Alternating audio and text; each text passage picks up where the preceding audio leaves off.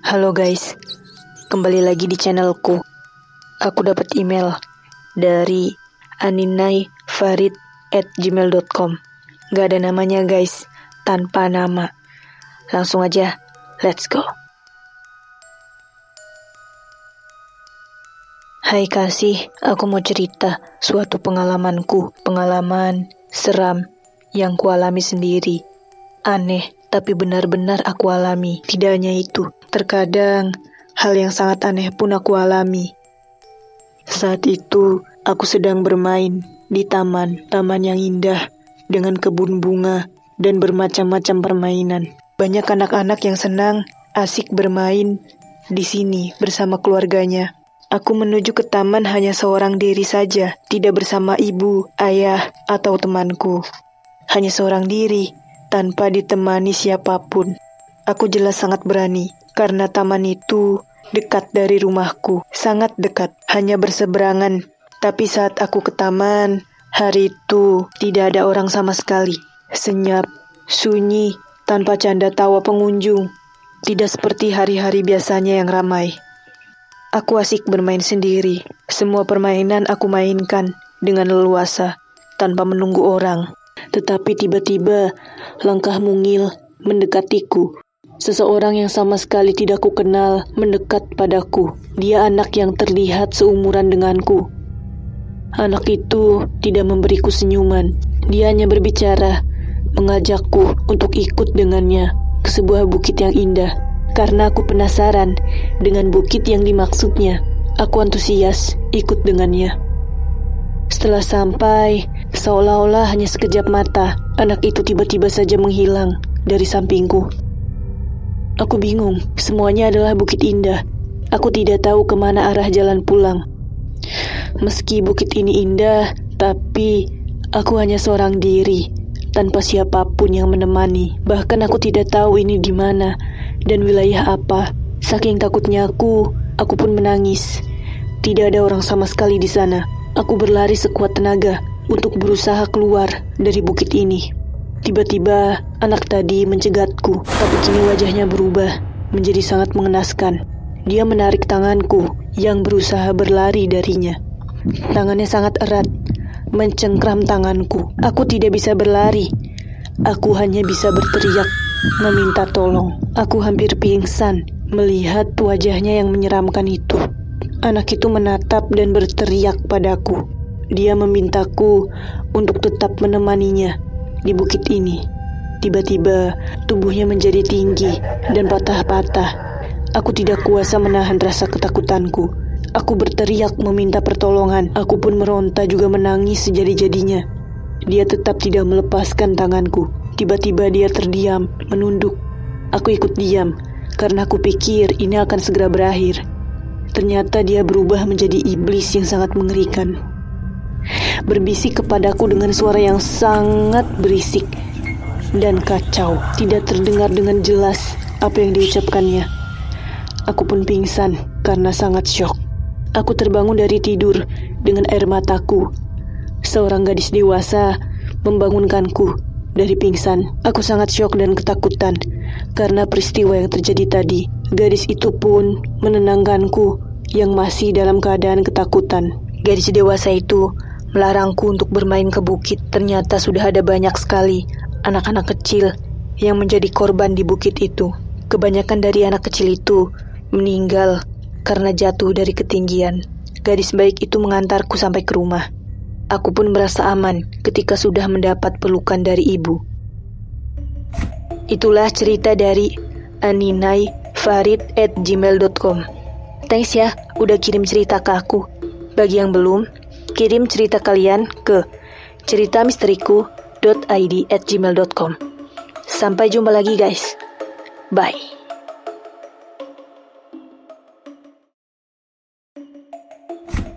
Halo guys, sebelum aku bacain email, kalian jangan lupa ya, kasih nama kalau kirim email. Sekarang, aku bacain email dari 1203 adisaputra@gmail.com. Langsung aja yuk, let's go. Hai kak, namaku Adi. Aku tinggal di sebuah apartemen baru bersama keluargaku. Cerita ini dimulai saat aku sedang sendirian di rumah. Karena ayah dan ibuku sedang ada urusan bisnis keluar kota. Pada jam 9 malam, aku membuka kunci pintu apartemen baru itu. Aku baru saja pulang, karena pekerjaan yang begitu banyak memaksa aku untuk lembur. Ini adalah hari pertama aku tidur di sini. Badanku sudah terasa pegal-pegal. Langsung aku bersih-bersih dan berbaring di tempat tidur. Tentu saja ada perasaan yang beda, karena ini pertama kali aku menempati apartemen ini sendirian. Aku melirik jam, ternyata sudah pukul 10 malam. Tidak terasa hari ini begitu cepat. Aku langsung merebahkan diri dan mulai memejamkan mata untuk tidur. Aku tertidur pulas, tidak ada yang mengganggu sama sekali. Semuanya aman, tapi tepat jam 12 malam, aku terbangun karena terkejut mendengar suara ketukan pintu dari luar yang kencang. Awalnya, aku berpikir kalau itu hanya halusinasiku, tapi ketukan itu terdengar lagi, 3 kali ketukan. Bahkan, ada yang menyebut namaku dengan lirih. Siapa yang bertamu tengah malam begini? Untuk menyingkirkan rasa penasaranku, aku bergegas membuka pintu.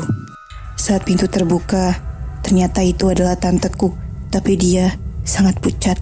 Aku pikir mungkin tante sedang kelelahan. Akhirnya, aku persilahkan masuk. Tante langsung pergi ke dapur. Karena hari sudah larut, aku menyuruh tante untuk beristirahat di sini. Aku sudah menyiapkan kamar untuk tante tidur. Tante tidak bicara apapun. Ia hanya mengangguk sembari berjalan ke dapur. Aku merasa aneh sekali. Padahal, tanteku ini orang yang sangat cerewet.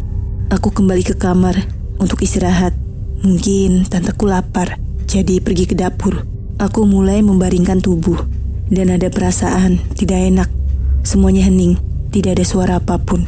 Sampai suara panci yang jatuh ke lantai mengejutkanku. Lalu aku berpikir, mungkin tante ingin membuat makanan. Tapi tengah malam begini, ya sudahlah. Aku abaikan dan mencoba untuk tidur kembali. Aku berhasil tidur, tapi tetap saja tidak nyaman. Aku merasa seperti ada yang mengawasi. Tidak lama, angin menghampiriku. Mendadak, badanku tidak bisa bergerak. Semuanya terasa kaku. Bahkan untuk mengeluarkan suara pun, aku tidak bisa. Aku hanya diam. Terdengarlah suatu bisikan. Bisikan yang sangat halus, memanggil namaku. Bulu kuduku berdiri. Aku ingin teriak. Aku ingin pergi dan lari. Tapi tidak bisa. Suara itu terus memanggil-manggil.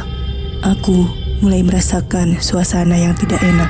Aku paksa jari kakiku untuk bergerak. Dan berhasil. Perlahan, semua badanku bisa digerakkan. Aku membuka mata.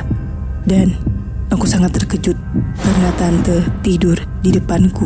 Wajahnya pucat dan matanya terbelalak. Aku teringat kalau tante sedang camping di Gunung Lawu. Jadi, siapa perempuan ini? Tiba-tiba tubuhnya pun melayang tinggi hingga menempel ke atap rumah, menggoyangkan lampu hingga lampunya jatuh dan mati. Segera aku mengambil HP untuk penerangan dan pergi keluar apartemen.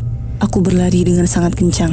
Aku memutuskan untuk menaiki taksi, meskipun aku tidak tahu akan pergi kemana. Aku masih tidak percaya apa yang telah aku alami. Pas sopir taksi melihat ekspresiku di kaca spion, dan dia bertanya, karena aku terlihat gugup.